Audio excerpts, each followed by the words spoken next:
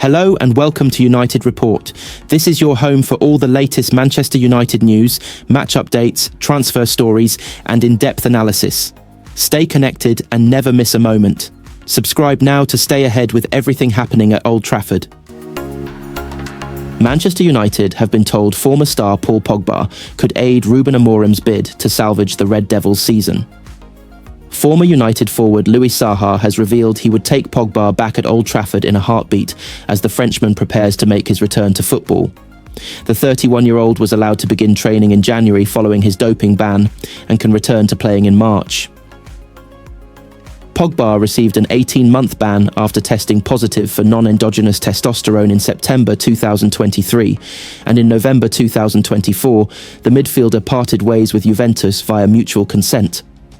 That, according to Saha, leaves United with an opportunity they can take advantage of as they deal with a number of injuries. The former Fulham, Everton and Newcastle striker reckons a move could be mutually beneficial and that Pogba, in search of rejuvenating his career, could offer quality, confidence, leadership and a guarantee for United head coach Amorim as his side languishes in the Premier League.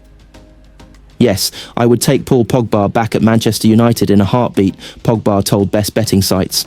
It's not only because of the squad that we have now with injuries and all that, but for all the elements that he brings as a player. We need guarantees, we need quality, we need confidence, we need leadership, and this guy now has an opportunity to show how much he wants it.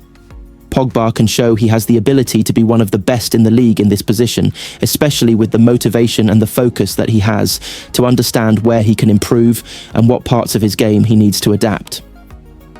Pogba has to focus on himself and think, all those things that I've done in the past, I should not do anymore. It's an opportunity to sign someone who is highly motivated. He's going to obviously still have huge confidence about his ability. I'm sure that when he looks at this midfield at United, he has a different type of vibe in his game. So definitely it's an easy fit. I think that he will communicate with the manager. He would be humble after the situation. He's been injured. He's been banned. I'm sure Pogba wants the visibility. He wants to go back to a French team as soon as possible, so he just needs to pick the right project. For him to get back into the national team, he needs to show that he can still do it at the top level. United would be signing a player that is completely dedicated and focused on achieving his goals, because he's been out of the game for so long. I'm sure that the most important thing for Pogba would be to show Amorim and the Manchester United fans that he is still one of the best players in the world. He will want to show people how good he was and how good it can still be. I think it's a nice opportunity for the club and the player. Manchester United are set to release their financial figures for the final 3 months of 2024 today, and the latest accounts are likely to include the settlement for sacking Erik Ten Hag and his staff and appointing Ruben Amorim as his replacement. The figures could also include any payoff for sporting director Dan Ashworth after he left the club in December, although the figures will be grouped together rather than broken down individually. The accounts cover October, November and December, so include Ten Hag's dismissal and Amorim's appointment, with United paying a fee to Sporting to appoint Amorim, as well as the backroom staff he has brought with him. The figures will be analysed at a time when Ineos are considering more redundancies at the club, with 250 staff laid off last year. A meeting with staff is set to take place next Monday, when plans could be outlined in more detail. It is expected that at least 100 employees will leave in the latest cull. The payoffs for Ten Hag and Ashworth will be seen as expensive mistakes for Ineos. The Dutchman only narrowly escaped dismissal in the summer, but after surviving an end-of-season review where his job was at risk, his contract was extended and he was handed a £200 million war chest in the summer window. That new deal meant it was more expensive to sack Ten Hag this season. Ashworth was also dismissed just 5 months into his tenure at the club and after a long process to appoint him from Newcastle United. Those payoffs will add to the estimated £60 million that has been spent on sacking managers and their backroom staff since Sir Alex Ferguson retired in May 2013. In June 2022, United's end-of-year accounts revealed exceptional costs of £24.7 million, which went on compensation to Ole Gunnar Solskjaer and Ralf Rangnick and some of their backroom teams. United paid around £5 million to David Moyes and his backroom team when he was dismissed, and £8.4 million to Louis van Gaal after he was sacked following his FA Cup triumph in 2016. When Jose Mourinho was sacked in December 2018, the payoff was £19.6 million. Ruben Amorim has been told to forget about Rasmus Hojlund as the solution to Manchester United's goal-scoring woes. There were high hopes when the Danish striker was signed by Erik ten Hag in a deal worth £72 million in August 2023. However, the 22-year-old has failed to deliver a return on that investment since his arrival from Atalanta. Despite scoring 16 goals in all competitions during his first campaign at Old Trafford, Hojlund has found the net just twice in the Premier League so far this season. While some pundits have blamed a lack of service for the forward's poor form, one former United player has suggested head coach Amorim should cut his losses where Hojlund is concerned. Ex-United goalkeeper Ben Foster made his views clear while discussing the number 9's latest lacklustre display after starting in United's 1-0 defeat at Tottenham on Sunday. "I've literally got down in my notes here that I don't think Hojlund will ever score you more than 15 a season. I don't care who he plays for," he said on the latest episode of his Fozcast podcast. Foster's views have changed compared to this time last year, when he praised Hojlund's clinical finish after scoring in a 2-2 draw with Spurs in January. He suggested then that his lethal finishing would leave goalkeepers quaking in their boots. Foster said, "When he gets the ball out of his feet and on his left foot and unleashes one, any goalkeeper in the world is thinking, 'Please don't shoot.' It was ridiculous." While the ex-Wrexham stopper's views may have shifted, he's hardly alone in criticising Hojlund's form. United legend Paul Scholes singled out Hojlund's performance in a scathing assessment of the team's overall showing after beating Southampton 3-1 last month. He told TNT Sports, "The control when it came into Rasmus Hojlund was so poor at times, he kept giving it back to them. It's solely because of Ahmad that United have won this game, the rest of the players. Take a long hard look at yourselves." Meanwhile, Foster has also raised major concerns over United's current injury crisis after questioning if some players are more content to stay on the sidelines than face scrutiny for their performances. Amorim was forced to name 8 academy players on the bench against Spurs due to the growing list of absentees. Foster said, "I don't like all the injuries that these teams have.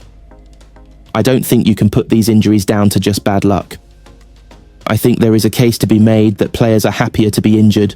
They want to be injured because then they're out of the firing line. I don't think they're doing all they can do to get back as quickly as they possibly can." A major overhaul is coming to Old Trafford this summer as Ruben Amorim bids to kickstart his revolution at Manchester United. Amorim is planning to move on at least 12 stars amid the Red Devils' worst league season for 51 years. Sunday's defeat to Tottenham was their 12th in the top flight this term and sent them down to 15th place in the table. In response, Amorim and United's recruitment team are preparing to get ruthless this summer. That starts with a clear out of 12 players, with Sir Jim Ratcliffe decreeing that every player has a price. If such a large number of stars do move on, United will have to make significant investment in new recruits. Here, Mirror Football looks at 7 stars United may seek to bring in to boost Amorim's squad. Top of United's wish list has to be a striker, given their awful scoring record since Amorim took over. The Red Devils have scored just 16 times in the 14 Premier League games the 39-year-old has overseen.